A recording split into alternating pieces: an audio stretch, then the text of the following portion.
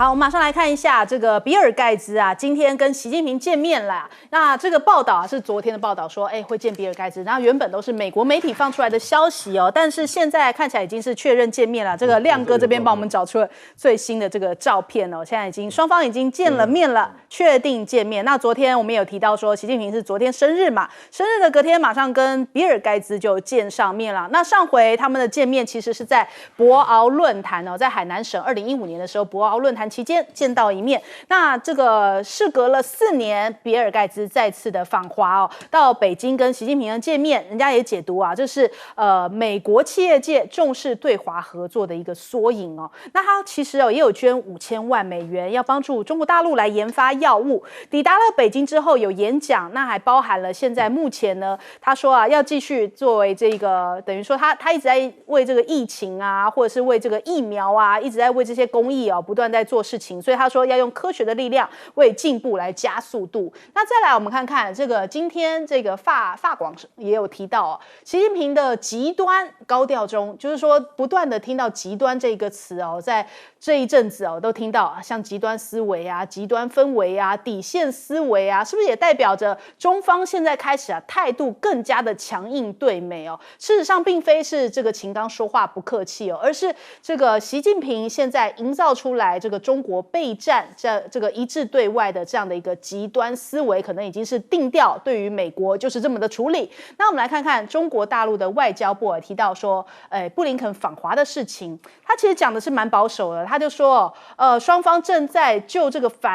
访问有关的事情正在安排沟通啊，那随时有什么新的会及时发布。所以看起来他们并没有真的拍板定案说，布林肯可以见得到谁，或者是布林肯的行程会走到什么样程度，现在都还在边走边看当中。那布林肯现在目前访问北京有筹码吗？我们看看现在目前中方是讲到说，因为这个布林肯跟秦刚通了电话之后才证实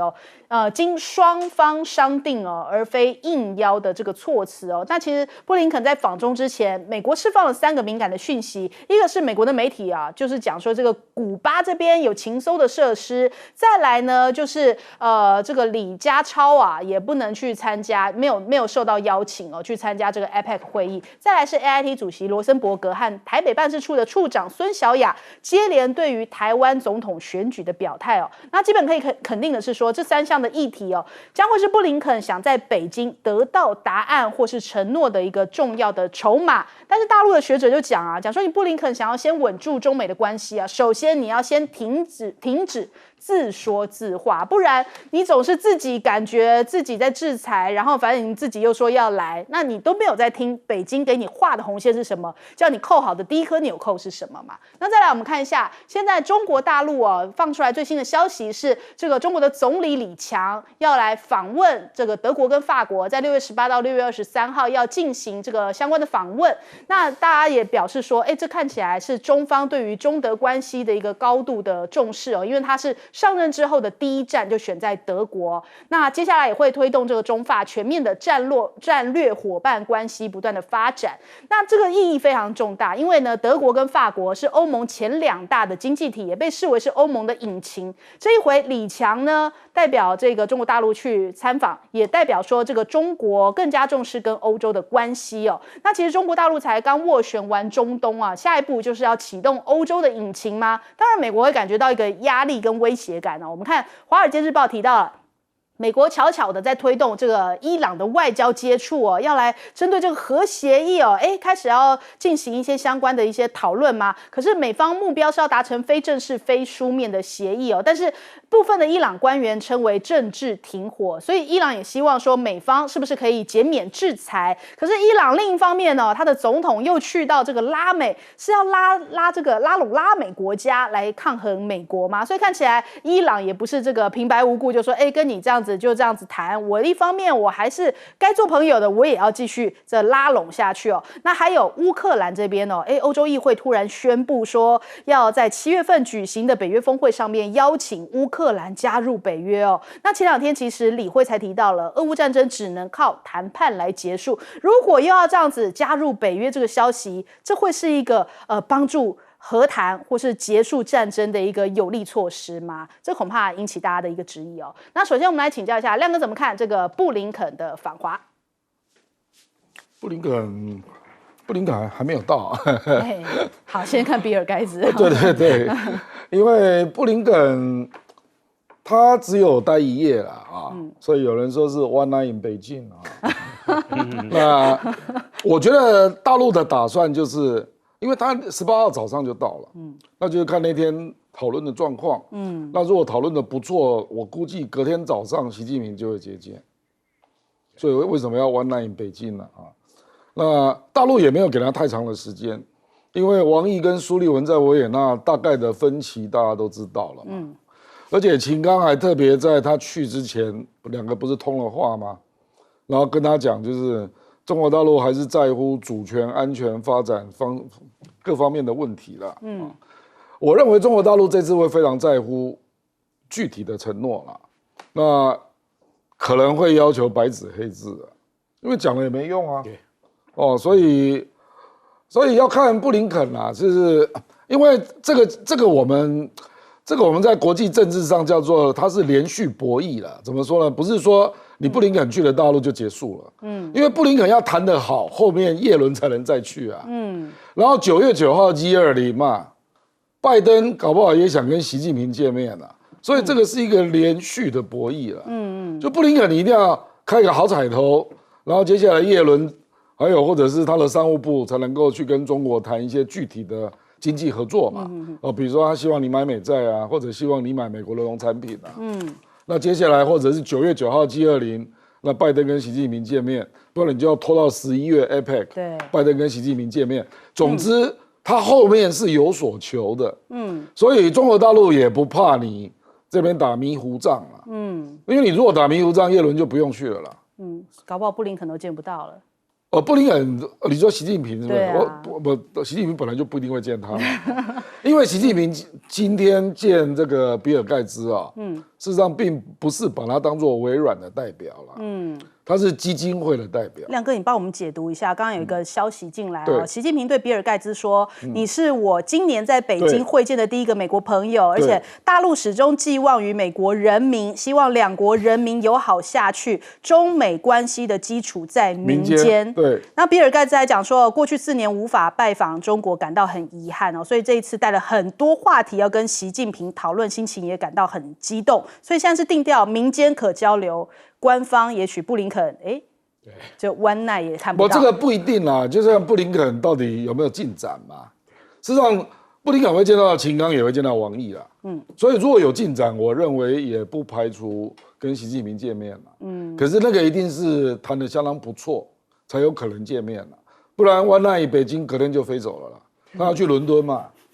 那事实上他们有讲具体啦，就说比尔盖茨他最后是说。他的基金会致力于中国来就加强创新、全球减贫、公共卫生、药物研发、农村农业这些领域来做合作。那希望把这些成功经验跟技术能够向其他的发展中国家推广。所以，因为中国就是发展中国家的代表嘛，所以我觉得是他把它定位在这种地方来见面的啦。那。我刚刚看彭博下的标题是，习近平跟比尔盖茨说，希望能够继续技术合作。他用的标题是技术合作那比尔盖茨就讲得更广义嘛，因为他基金会就在做这种东西嘛，就是技术合作啦，然后做减贫啦，然后做疫情防治啦，还有公共卫生啦这些东西啦因为它是一个慈善基金会所以我觉得。这个真的是完全民间面的，并没有联动到布林肯可不可以见习近平啊，真的没有，比尔盖茨也没开这个口啦。好，来问帅将军，你想想啊，这个给比尔盖茨见面，那就是中国大陆原定的政策嘛，他这个欢迎外资投入嘛，也欢迎世界各国的投资嘛。那欧洲也讲了不跟中国大陆经济脱钩嘛，美国也有。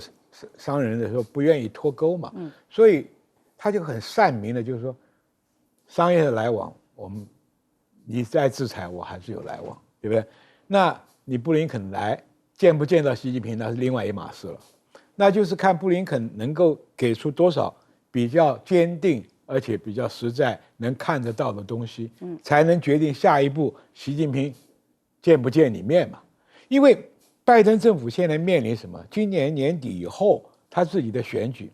他不能说乌克兰战场是一面敌人，这边又开辟一个中国的战场，两面为敌的话，对美国一般老百姓来讲是不见得愿意支持的。何况共和党也蠢蠢欲动。这个川普就讲，我上台1天就结束乌克兰的战争。所以拜登在这个时候一定要打开中国这一扇门了，至少能够见到面，对吧？缓和一下形势。其实拜登还是反中的啦，川普也是反中的，但是在这个选举的节骨眼里面，他要放缓这个脚步来控制。比方说，我跟习近平也见得到面，也对大陆的形势啊能够和缓下来。现在就是布林肯带的东西跟大陆的画的红线跟底线，你能做出多少让步？这个他这 one night baking 啊，那就看你拿出什么东西来。如果拿不出一个实际的东西的话，习近平可能不会见你，让你这个门关了，让你拜登更为难。因为什么？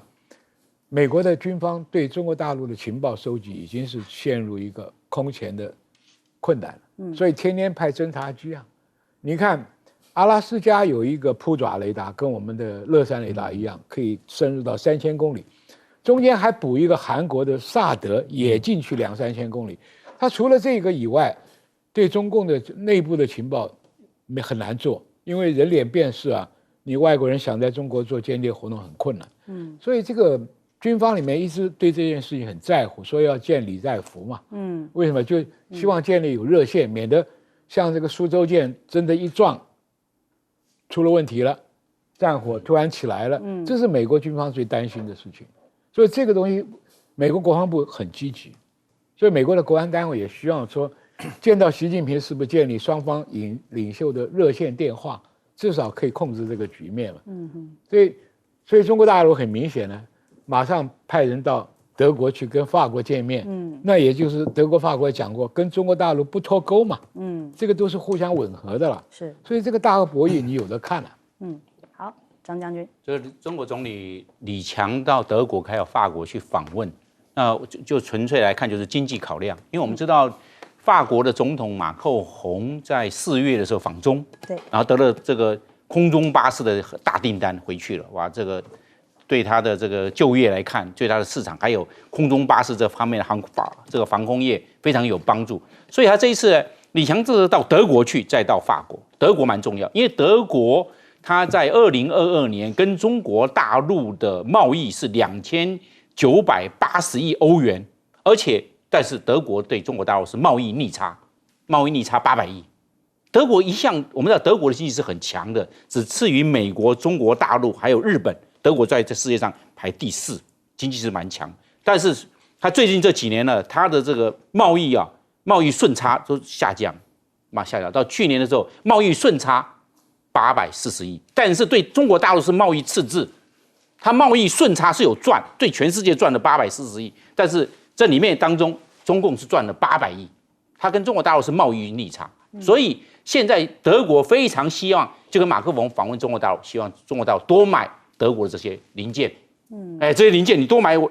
德国产生，我德国汽车很强，德国的工作母机工作的大机器很强，所以希望中国大陆都买德国的，希望德国跟中国大陆的贸易逆差能够降下来，这样德国才够多贸易顺差。去年这个20年来最低的，全世界它只赚800亿欧元，所以德国是从商业上来考量有这方面。另外一个我们知道汉堡商业港。汉堡商业港现在中国大陆持股在增加，换句话它也将来控制海运哦，因为它是里面的这个持股增加之后，当然现在还是以德国为主，但是中国大陆的持股增加了，将来影响力增加了，而且这吞吐量那么大，汉堡商业港的话，这种吞吐量那么大，换句话中国大陆在欧洲，尤其是德国这个区块，这个经济影响增强，而且知道德国跟法国都在抢中国大陆的市场，而且德国在中国大陆的投资超过2000亿美元，全中国大陆，德国有这么大的投资，那德国要保护在中国大陆投资的这些企业家、商业家的这些利益都在这个地方，所以德国在这一方面也需要中国大陆在经济这方面有所挹注。最重要的是一个我们叫比较效应，因为德国的经济体毕竟比法国强，那法国把空中巴士弄出来了，那现在德国也希望在这一方面也希望能够套用，希望马克宏得到那么大的订单，德国也希望得到那么大的订单。他这样子，他的这个肖兹，他是那个德国的总理才坐得稳啊，不然的话，好像法国很有表现，我德国没有表现，这样子我这对他的这个政府对他的选民怎么交代？所以我们可以看到很多事情呢，回到这个基本盘呢，是会回到经济面，因为经济面是4大国力最基本的，你国防要钱，靠经济，你的心理这个民生，这个还有这个人民的这种你对政府的支持跟凝聚力也是靠经济，因为经济发展不好，人民老百姓的肚子是空的，没有牛肉，那你这样的话，你这个政府你坐不稳，你压力很大，民间的这方面的这种抗议的这种声浪不绝，而且现在是因为俄乌战争的关系，1年4个多月，那这样子的话，对欧洲来看，他们整个的通货膨胀跟经济上的压力都随着战争时间的拉长增加了，所以希望赶快找到解决，赶快找到市场最大的市场在哪里？最大的市场在中国大陆，所以希望李强到德国先来访问，然后再去法国，能够解决一些在经济上的这种燃眉之急。好，我们先休息一下，广告之后马上回来。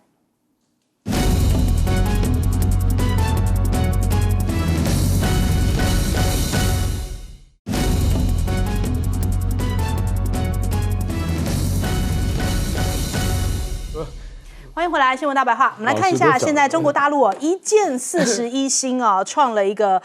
最高纪录，刷新了中国大陆这个一箭多星的纪录啊。直接来看看画面啊，这个长征2号将这个吉林1号这高分06A 星41颗卫星送上了轨道，刷新了中国一箭多星的最高纪录哦。那此次的卫星也可以获取这个高空间分辨率以及对地的观测遥感影像为这些用户来提供这个业态分析，还有这个遥感信息的一些服务长征2号它这个载运火箭是在15号的下午1点30分起飞，所以大家就看到说，中国大陆现在这个卫星的发展，这个低轨道卫星可以跟这个马斯克的星链开始抗衡了，因为中国大陆不断在加速发展就是这个低轨道卫星的这个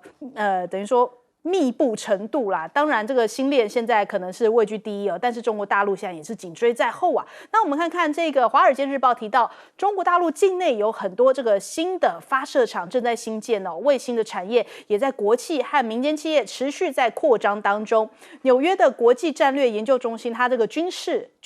这个媒体它也报道说，中国现在目前运作207颗卫星其中有86颗是用于情报搜集跟预警的一些相关行动。那中国大陆除了这个太空的发展跟卫星的发展引起全球的瞩目之外其实电动车也让美日都很紧张看到了这个壳牌的执行长提到，他说现在中国大陆的市场因为当地电动车的普及所以他们这个充电站的客户是他们这个内燃机客户的2倍所以接下来他们充电站的需求非常的高。中国大陆也在这个泰国这边纯电动车占了70%的市场，让日本的媒体日经吓一跳，就说日本的企业简直在泰国市场完全的被边缘化了。还有呢，比亚迪现在跟这个福斯等于说强力的竞争之下，现在福斯他们已经要启动旗舰品牌计划，就说要借由这个低成本的电池快速获得市占率还要削减100亿欧元的成本，要来跟这个比亚迪来对战那比亚迪现在因为这个美国他们采取一个保护主义嘛，他们的新气候法案把中国是排除在供应链之外所以等于说提高美国消费者购买电动车的这个成本，因此比亚迪就说他们现在暂时不把美国市场考虑在内，所以电动车的这个战争这个市场上面的一个争霸战也正在展开当中另外我们来看看很多的欧洲国家或者是很多的各式各样的国家包含像是马来西亚、新加坡的一些官员现在大家都觉得说不愿意加入华盛顿的行列，因为呢很多的官员都觉得美国一直在对于中国大陆的科技一直在采取一个遏制或制裁的一个方式他们觉得现在我不愿意这样加入这样的一个制裁行列嘛，所以表态不愿意加入。像是这个新加坡的网络安全局的执行长，他讲得很直接他就说因为这种去风险的政策令人不安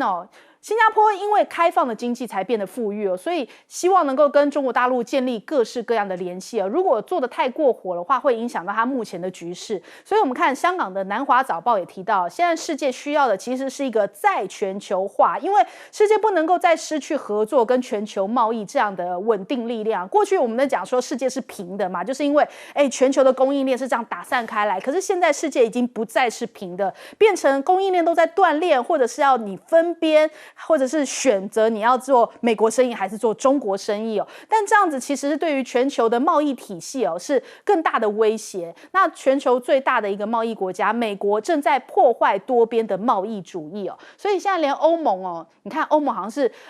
为了应付美国要做一套什么呢？就是说华为啊、中兴啊，在5G 这边是有安全的威胁，所以成员国禁止使用。但是呢，让华为又参与了6G，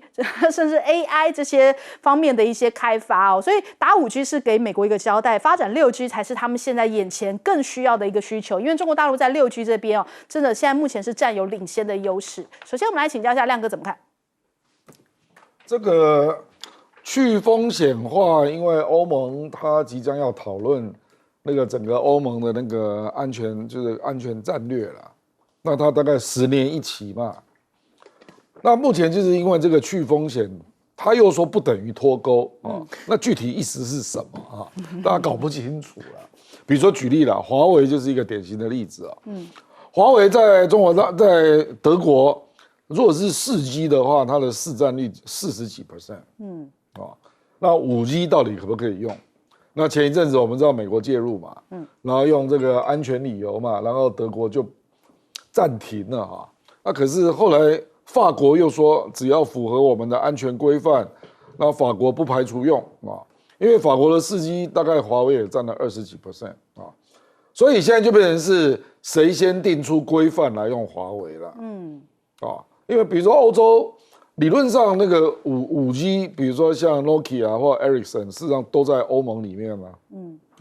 那可是他们并不愿意说，这只能够用欧洲的，他们不想制定这种规范。所以那个内容就是要弄清楚啦，就是所谓的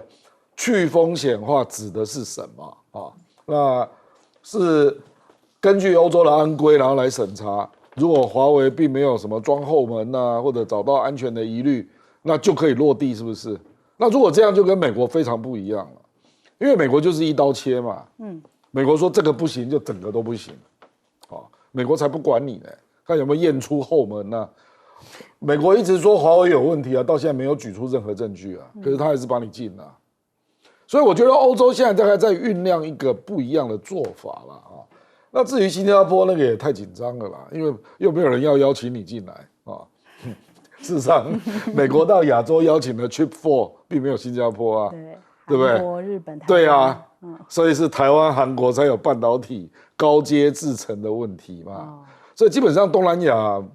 基本上无关啦，无关啦啊！我觉得他们在 care 的应该是脱钩啦，就是说有一些东西你不能买，因为美国不能买嘛。美国现在制裁的中国的企业，有人说1000家，有人说700多家啊。不管怎样，那美国如果说你要跟进啊，那东南亚国家怎么办？我觉得他们考虑的是这个部分啊，而不是说我们是要不要去制裁中国啦啊，而是中国有一些产品你要不要用？那所以他们所属的是不太一样的，像台湾面临的是你有很多东西不能卖中国，那东南亚没有这种问题啦，东南亚不是卖中国的问题，是买中国的问题，这说有些你不能买是这种问题。那目前华为东南亚就是不理美国嘛，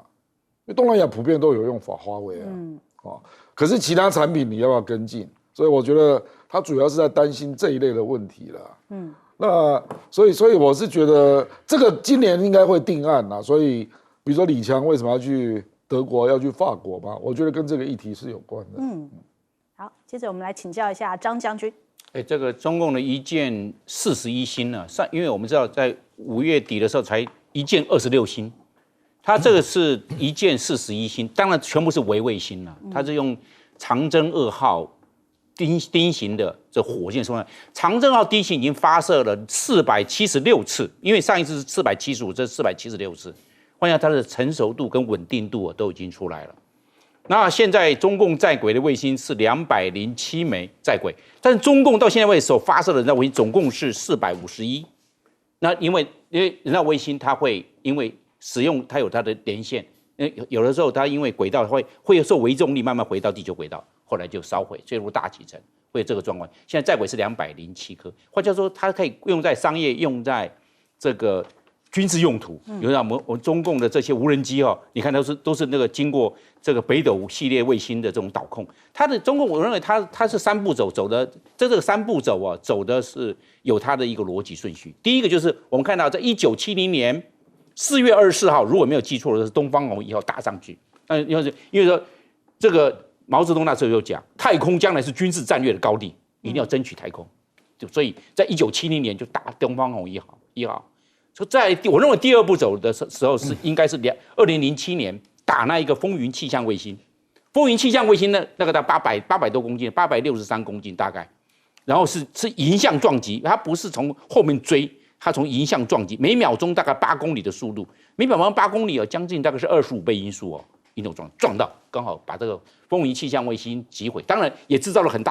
多的碎片，因为你把它击毁了嘛。我认为这个是第2个它突破。第3步骤，我认为就是北斗导航卫星建制完成。它从公元2000年开始，整个全域、全地球的、全世界的北斗定位导航，2020年完成。经过20年的努力，从放第1颗卫星定位到全球定位完成2020。所以我们可以看从东方红1号也好，从击毁风云气象西行的这个卫星也好，还有就是我们讲到的这个北斗定位完成，它这3步骤，你看它是有步骤，是有重点发展。那我们现在看它这个打这个卫星上去的，这是长征系列的火箭。长征系列火箭有9型，但是我们可以看出来它的可靠度已经出来了。换句话说，中国大陆的太空科技，它可以现在是用经济用、商用，但是也可以转为军用。因为长征系列我们我们变成我们讲的导弹，变成这个东风系列的，不管长程弹道飞弹，或者是中短程的弹道飞弹也可以过来，因为今天是长征系列的这些火箭，也可以转为我们讲到的这个弹道飞弹。所以我们可以看到，这个经济、商业、军事它是环环相扣的。所以一个国家发展太空，这是一个国家的战略，它现在抢占太空战略高地，在这一方面已经有一定的程度了。帅将军。尤其这次俄乌战争里面看到这个星链对乌克兰的帮忙很大，俄军的折损率很高，尤其是指挥所、指挥官伤亡很重。就是星链就是很多颗小卫星围在你这个战场上空监视。中国大陆现在急的也要建立自己的星链，所以它这一个火箭带41颗小卫星，但是还是很贵啊。你没注意到前一阵子老公很在意说，希望有一个来回发送的这个载具，因为你长征这种火箭很贵，你去做一个太空的太空站那是值得的。你要部署这么多几千颗、上万颗的小星链，你用长征去做很贵啊。虽然你可以发到41颗，那毕竟这颗长征火箭是报销了嘛，它不能回收使用嘛，所以它现在很致力在搞可以回收的，专门布置这个低轨卫星的，这就建立了未来解放军的战争面，就是说这个战场在我完全监控之下。那俄乌战场已经看到这个苗头，所以你看他现在很积极的在部署他的卫星、小卫星，因为这些才是将来战场上除了 C4ISR 以外，还有一个立体的这个中继系统，让这个系统战场管理更为容易，这个战争指挥也更容易，所以很有意义的，所以现在看起来，这个接下来就是要打到外太空去了，所以这个算是完全的是为战争在做准备。它当然，它商用也可以用啊。你像现在北斗每年收入已经不少了，已经获利了，对不对？但是你部署的更精确、更周密的话，无线电通信、有线电的这个，甚至于简讯都可以来回发送了嘛。那个卫星保密电话更普及嘛，所以它是各位啊。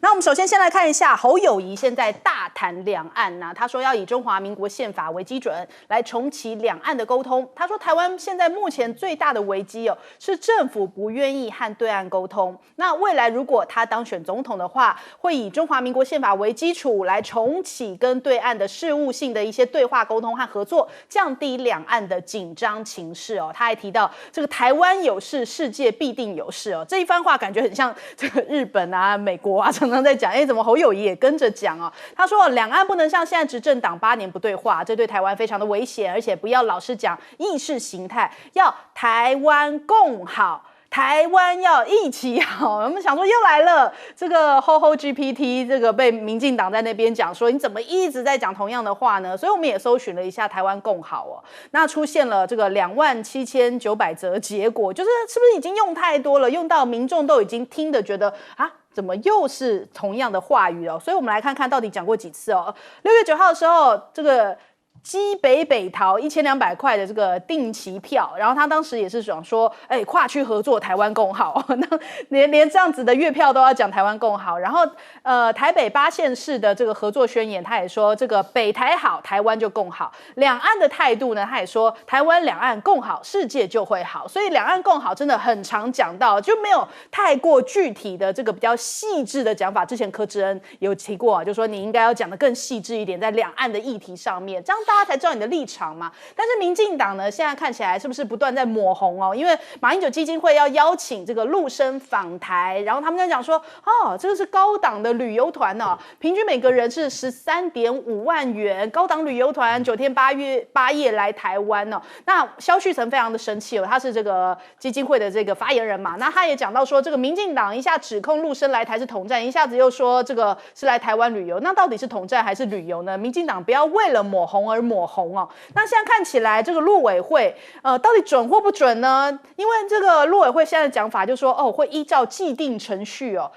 但是陆委会不是主管机关，没有办法回答。那可是这个事情如果说这个争议那么大，其实马英九也是这个促进两岸的交流嘛，那为什么现在侯友宜不趁这个机会赶快帮马英九发声那明明很多的问题或很多的这个议题跟立场上面，这国民党其实是主场优势可是侯友宜都选择好像在旁边观看。比方说像金厦大桥，过去也是国民党所主张的，你看像柯文哲就拿去讲啦，讲说盖好之后金门人出国去到这个中国翔安这个国际机场，这更加的方便呢。那为什么这个侯友宜你不也讲一下这个金厦大桥？明明以前是国民党提的。再来，现在要重启服贸货贸的谈判柯 P 还呛民进党说两岸监督条例在哪？以前他也是反对这个服贸的现在他这个端过去说，可是现在侯友宜反倒对于这个服贸货贸也没有在讲话，所以是不是使得这些议题支持的人通通把票转向去柯文哲了呢？这是一个警讯再来，现在中美目前看起来有一些和缓的迹象，因为美国想要去访问中国大陆访华嘛，布林肯访华，所以现在难道台湾变成这卡在中间的角色很尴尬因为布林肯要访华，那我们看到外交部讲我们与美保持这个联系，会随时掌握，讲的好像一副那种布林肯要去还会跟台湾报备一样那这个讲法人家就觉得说你是不是把自己想的太过重要美国会理你吗？因为像之前G20的时候那拜习会议可能会谈嘛，那时候外交部同样也是回答我们与美密切联络他们会跟我们汇报同样都是用这种语气。美国何时还要需要跟台湾汇报？还是外交部真的这个连发言都搞不太清楚状况呢？那再来我们看看这个美国的前副国安顾问3度访台，然后讲说呢，现在嚇阻比起战争更有效那还呼吁我们要采用一些武器，哪一类的武器呢？我们先来看一下。他讲说以乌克兰为台湾提供了这个启示嚇阻远比这个战争更加有效那分享一个公式叫做能力乘以决心。能力呢就是包含可负担用于不对称作战的导弹，就是说要跟美国买导弹啦。那决心呢就是我们必死的决心，我们台湾人要上战场，我们要有勇气信心还有这个战斗意识所以讲了半天这什么好处都是美国啊。我们一方面帮你这样子去牵制中国大陆，我们要必死决心，然后呢，我们还要跟你买武器，那你没事嘛？你不是就在旁边数钞票嘛？所以我们看看现在这个黑白集讲到说，如果赖清德也移美因为密利讲说，现在此刻已经是复杂的多极世界，那布林肯也不愿意随着这个鹰派的调子来执行这个跟中国大陆的这样的一个直译东行的背后其实是美国枯竭的国库所以他不得不赶紧去中国大陆访问那再来孙小雅，她现在也表态说乐见两岸的对话，其实都泄露出来现在华府此刻的心机那但是呢，我们的陆委会却是连陆生都懒得交流仿佛这个抗中的大野影这个还过不足还继续在抗中。所以季辛吉就提醒大家，就说现在台海可能爆发军事问题，美中的关系必须要走向改变因为现在可能会发生军事冲突那我们还是得要透过对话来降温那不能这样子一直挑起这样子一个冲突对立，断绝这个沟通往来。那这是台湾民众最不愿意看到的，这个战争就在眼前啦。我们来问一下亮哥怎么看？这个伯明是川普总统这个美中在博弈的时候最重要的设计师所以他对美国的国安的运作是非常熟悉的那事实上他应该提出2个具体问题不用讲这种咬文嚼字的概念嘛。第一个就是能力乘以决心，第一个就是美国的武器是不是可以准时交付了，对不对？买了一堆武器，你不准时交付，那 F-16V 你2025才给，这算什么对啊，对不对？那还有鱼叉飞弹等等那第二个他要说要凸显那个决心跟勇气，对不对？那他应该问一下，请问民进党的党公职的小孩有几个人是念军校了，好不好？这样就是你先做榜样嘛。伯明应该这样跟蔡英文讲才对嘛。很多还是美国人，所以你那个不分区可不可以提3个陆海空军各1个，好不好？对不对？你民进党如果这样做，军人当不分区，然后很多小孩都是念军校当职业军人，实际上美国很多精英都是这样，然后放弃美国籍。很多民进党是一定的啦，你念军人怎么可能去搞美国籍？不是我说那些其他的，就是有美国籍的也全面放弃。就是你要表现决心，你政党先表现嘛，没错，对不对？你现在一天到晚在讲备战才能避战，那请问备战有几个是民进党的精英嘛？你告诉我们嘛。我跟你讲英国跟美国，人家之所以能够陆续成为世界霸权就是因为他的精英最重视的就是从军的履历耶。你看美国有几个总统有从军的履历很多都当了2年到3年的军人呢。你民进党有重视这个吗？你年金改革还砍军人的年金呢，拜托。所以我说这个伯明才要去问蔡英文这些问题嘛。我的意思说，你问问题要问到具体上那这个就跟侯友宜有点关系了就你刚刚讲了说，侯友宜那因为你一定要针对具体的人家有感受的问题做回应，那自动那个票就会回流嘛。比如说现在马英九正卡在大陆青年那个大学生要来访的问题，就卡住了嘛。那马英九求见邱赖山，邱赖山还不见。然后陆委会还跟马英九基金会说，我们不是主管机关主管机关是谁主管机关就是国安会吧，是吧？那国安会真的可以主管这个吗？这个陆委会就可以决定了。对啊。那侯友宜这个议题为什么他都不跳出来？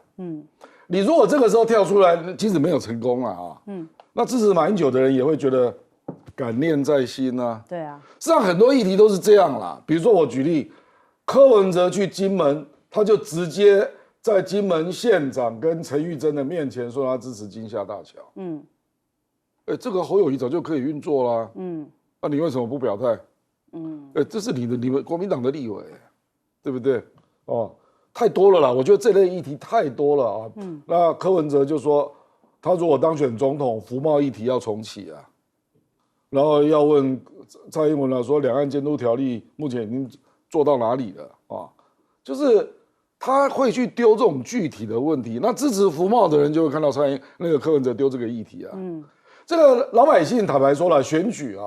不是听文言文的啦，都是听白话文，而且都是听跟他有感觉的议题啦。你跟我说中华民国宪法，然后跟大陆重启协商，这个不用吧？夏立言就已经去了啊。夏立言现在去海峡论坛啊，那去那个前一阵子还去了见了宋涛啊，见到王沪宁呢。那你只要直接讲你支不支持夏立言这样的行为就好了嘛。你扯那么多干嘛呢？对不对？那支持夏立言的一定也有很多是深蓝的选民嘛。所以我的意思说是很多议题哦，你用这种抽象的论述方式，事实上大家是没有感觉的啦。那这个就是他要去反省他的说话表达的方式了。好，帅将军。对啊，我们当然也很关心这个选情啊，但对侯友宜现在的这些作为实在很不乐观。你看这个，我听到的很多就是连深蓝的都不想投票，这是隐形的哦。那显形的是什么韩粉、歌粉、马粉？你有没有去把它团结弄起来啊？最重要的就是两岸论述，你讲的还是不痛不痒。柯 P 为什么能够吸引年轻人？你知道吧？他讲话比较直白，对不对？他有一阵子搞得民调也高起来，最近又有一点什么？大家一看他做了跟谢长廷两个穿的日本和服的那搞，很多票又跑掉了。对，所以侯友宜啊，你要把你路线讲清楚。前面你已经过了很多年的含含混混的。看起来又不像国民党，对不对？那你现在讲这个夏立言去，是你国民党的吧？你应该公开支持啊！马英九争取两岸交流，你就公开，这是行动嘛？而不是什么吼讲两句，好好讲两句有什么用啊？对不对？谁不是依据中华民国宪法？蓝营的都会依据中华民国宪法。所以你要讲一些比较实在的，要不然我看这个选举，我们真的是很悲观的。柯文哲缺掉一大堆年轻的票，你自己的基本盘里面深蓝的、韩粉的、歌粉的，你还有什么剩下？听报章今天又来跟国民党党部里面又有点矛盾。那你是自弃于国民党啊？那怎么去帮你忙？所以大家现在天下的共识是让民进党下架，这么好的一个机会就被这些人糟蹋了嘛？真的，所以我不晓得他的竞选团队能不能训练他一下。一个政治人物，你已经很晚了，很早你就应该表现是你是国民党的中间干部。谁选举我都去站台，才像一个国民党里面热衷党务的人嘛。那你现在不热衷党务，这个时候回过来人家支持你，人家也可以说啊，我在台中好好做代际啊。那这个问题时间不多了。所以现在另外一种声音说要换，一起换了啦，从你那个党的老板一起换掉算了啦。这样搞下去就是稳输了嘛。现在还有一些挺郭的人是讲说，是不是重新初选？对啊，你没收掉初选，他是不是真的代表国民党所有的民意？除了你现职的党员投票以外，我们很多叫做失联党员呢。这是很大一股啊，国民党。从当年这么昌盛的一个政党，到现在落了几万票啊，对不对？还有人头党呢，所以你要再把浅蓝的、深蓝的所有的意见都能整合在一起。第三个赖清德，你们听了美国人那种烧火，你当过兵没有啊？你知不知道我们现在的军队能不能打？什么要吓阻人家？你拿什么东西吓阻人家？你那个。必死的决心，你问我们今天街头老百姓要不要给你去当炮灰啊？所以这是扯淡了。好，张将军，我认为那个美国人他讲的这个吓阻比战争重要，前面是对的，后面的时候我们知道吓阻是要靠实力，有没有这个实力？你光讲吓阻没有这个实力，那讲吓阻那是空话。所以我认为是实力。那实力的话，他又强调的是这个能力跟决心。我们的能力在哪里？我在想我们能力在哪里？我们的决心在什么地方？是为何而战？为中华民国而战，还是为台独而战？问军人很清楚，就是为中华民国。那你搞台独那一道，那哪会？你说军队会为台独而战？你去问问看，军队一定是按照中华民国宪法，这非常清楚的。那在这一方面，我们认为我们现在这个军人这一方面，我认为这个他的训练、他的教育、训练的这个扎不扎实，教育彻不彻底，我认为都是问题嘛。那个偏偏这个执政党他没有去面对解决问题。你看去年4066个保掉了，不愿意了。因为现在退场就不干，离开了。那么大了，我们才1年才招14000多个就离开了。仗还没打嘞，那打仗的话不是4000个，是4万个离开了，都有这种可能。我认为很多事情大家过度乐观，那过度乐观就有一点点就是我们有自我催眠、自我感觉良好，然后以为天下无事，其实都是这个兵者国之大事，死生之地，非常重要，但是都没有去面对，只吹呢。外国比我们担心呢，我认为他是讲了贺主比战争当然是重要啊，但是我们在什么地方有没有心防？我们现在没有心防，感觉到也没有全民国防，只有军人国防嘛，很清楚嘛，好像打仗军人的事情，大家好像漠不关心，会有这个状况。那我认为这个状况是危机，但是大家视而不见。在哪里？我认为心防比国防重要，买那么多的武器弹药那是没有用的，心防先要有，我就是要跟你必死一战，抱了必死的决心、必胜的决心，跟你拼了。我认为这个重要，哇，那你给他好的武器就可以。没有嘛，没有，他跑掉了，怎么还有？仗还没打，都退场跑掉了，离开了，招募也不理想，招生也不理想，那你这样怎么样？这军队是怎么样？我认为先不要去考虑买那么多的武器、什么装备，先把军事的教育、军人的训练好好来做，这个才是务本之道。不是说买好多，结果是好看的，没有用。经过10年、20年报废了，没有用嘛。有些还没到。对，最重要是人，你要有训练，要给他这些，也要有这个全民国防，你才有战力嘛。然后是不是有没有全民兵役？你恢复到从4个月恢复到1年，你看大家的都是不平的多嘛，不愿意嘛，怎么不能1年了？年轻人都不叫好，那你这个官校是有问题。那你更不要是全民皆兵，那是差太远了。像以色列这个全民皆兵的，我们差太多了。我们都可以去看看以色列，对吧？我认为这很多东西，这个政府都视而不见，没有去做，只会讲冠冕堂皇的话，却没有很具体力行的去干，去决心去改革。我认为最大的问题在这个地方。其实博明就有提到，就说，以色列也是不分男女服这个义务兵役哦。可以给予台湾一些启发，也是说，我们女生也要一起去哦。这美国一直在给我们下指导棋啊，我插一句话，这个是空军副总司令退下来的。我问一下 ，F-66加 F-16V，你飞行员在哪里？对啊，缺飞行员，一次能教几架？从25、2架、3架、2架教到哪一年？对不对？训练飞行员来得及吗？你问他换个装，国军以前换一个装花多少时间？所以这种都不要。你看美国人的作为，我是怀疑美国人把台湾卖掉了。要干嘛？下了订单给了钱的东西都不给呢？你还叫我们去吓人？你拿谁吓？你画个符啊，你道士念个经啊，就把人家给吓走了。义和团又来了，就我们今天要看的是务实的东西。